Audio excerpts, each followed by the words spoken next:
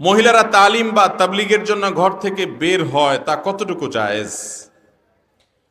মহিলারা তারাও ইসলামের কথা মানুষকে বলবেন। আল্লাহ তাআলা কোরআনে কারীমে বলেছেন, আল মুমিনুনা ওয়াল মুমিনাত বা'দুহুম আউলিয়াউ বা'দ বা'দুহুম আউলিয়াউ বা'দ ইয়া'মুরুনা বিল মা'রুফ ওয়া ইয়ানহাউনা আনিল মুনকার। মুমিন পুরুষ আর মুমিন নারী, মুসলমান পুরুষ এবং নারী একে অন্যের পরিপূরক। তারা উভয়েই সৎ কাজের আদেশ দিবে, অসৎ কাজের বাধা প্রদান করবে। একজন মানুষকে ভালো কাজের কথা আপনি যেমন বলবেন, আপনার স্ত্রীও বলতে হবে, আপনার মাও বলতে হবে, আপনার বোনও বলতে হবে, মহিলারাও বলবেন। কিন্তু তাদের বলার পরিধি একরকম, আমাদের বলার পরিধি আরেক রকম। তারা তাদের মধ্যে বলবে, মহিলাদেরকে বলবে, বাচ্চাদেরকে বলবে, পরিচয়দেরকে বলবে। কিন্তু দাওয়াতের কাজের জন্য, ইসলাম প্রচারের জন্য, তালিমের জন্য বাসা থেকে তারা যদি বের হয়ে যান, সেক্ষেত্রে প্রথম শর্ত হলো এত কাছাকাছি যাবেন যে সফরের দূরত্ব হবে না, এবং দ্বিতীয় শর্ত হলো তাদের অভিভাবক, স্বামী হোক বাবা হোক, তাদের অনুমতি সাপেক্ষে যাবেন। তারা বাধা দিলে যাবেন না, কারণ তার জন্য এই যাওয়াটা ফরজে আইন না। ইসলাম কোনটাকে কতটা গুরুত্ব দিয়েছে এটা বুঝতে হবে।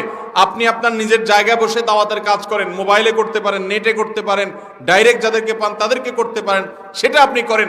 ওই বাহিরে আরেক গ্রামে গিয়ে, আরেক বাড়িতে গিয়ে করাটা আপনার জন্য শরীয়ত ফরজে আইন করেন এই মহিলা হিসেবে। আপনি সেটা করতে গিয়ে অভিভাবককে কোনো পাত্তা দিচ্ছেন না, কথা শুনছেন না, তাহলে আপনি এটা ইসলামের অনুসরণ করছেন না, আপনার নফস এবং প্রবৃত্তির অনুসরণ করছেন।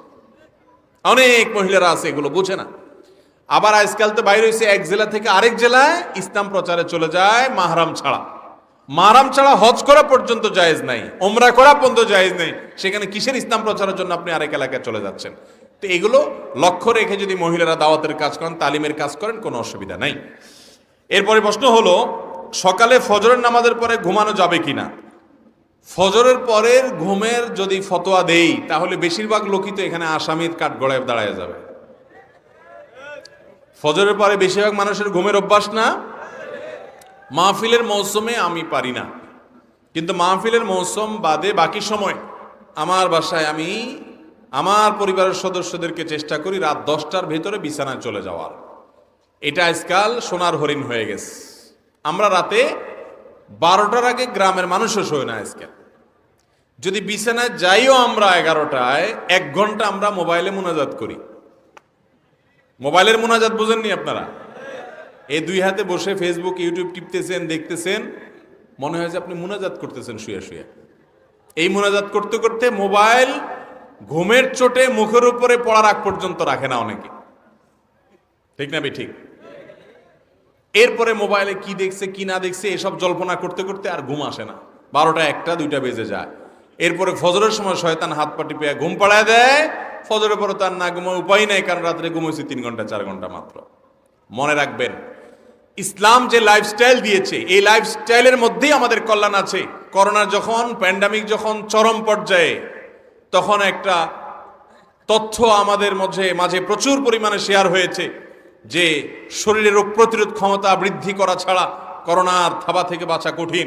তাহলে রোগ প্রতিরোধ ক্ষমতা কিভাবে বৃদ্ধি করা যাবে, তার জন্য অনেক আমলের কথা, অনেক করণীয় কথা ডাক্তার সাহেবরা আমাদেরকে বাতাইছেন। এর ভিতরে একটা করণীয় হলো রাতে তাড়াতাড়ি ঘুমানো। রাত 10টা থেকে 2টার যে ঘুম, এই ঘুমটা আমাদের বডিতে ইমিউন এবং রোগ প্রতিরোধ ক্ষমতাকে শক্তিশালী করে। তো নবীজি সাল্লাল্লাহু আলাইহি সাল্লাম এই জন্যই তো বলেছেন যে রাতে এশার নামাজের পরে আর আলাপ সালাপ নয়। এই যে ওয়াজ মাহফিল আমরা করি, এই মাহফিলগুলো গভীর রাত পর্যন্ত করা, এটাও সুন্নাহ পরিপন্থী কাজ। যত দ্রুত সম্ভব মাহফিল শেষ করা উচিত, কারণ রাতে দেরি করে মাহফিল থেকে গেলে ফজর নামাজ পড়তে কষ্ট হবে, ফজরের পরে আবার ঘুমানো লাগবে।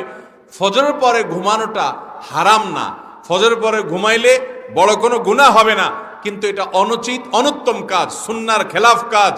অনেক উলামা ইকরাম মাকরুহ বলেছেন। নবী করিম সাল্লাল্লাহু আলাইহি সাল্লাম ফজরের পরে ঘুমাইতেন না। তিনি দোয়া করছেন, আল্লাহুম্মা বারিক লি উম্মতি ফি বুকুরিহা। নবীজির দোয়া কাদের জন্য? যারা সকালবেলা কাজ করে, সকালবেলা যারা জেগে থাকে। তিনি দোয়া করেছেন, আল্লাহ আমার উম্মতের জন্য সকালবেলার সময়টাতে আপনি বরকত দিবেন। এই জন্য যে ছাত্র সকালে পড়ে, যে ব্যবসায়ী সকালে ব্যবসা করে, যে কর্মজীবী সকালে কাজ করে, তার জীবনে বরকত নেমে আসে। দুপুরে ঘুমের কথা নবীজি সাল্লাল্লাহু আলাইহি সাল্লাম বলেছেন। এখন আমাদের সমাজে দুপুরে ঘুম নেই, সকালে ঘুম আছে।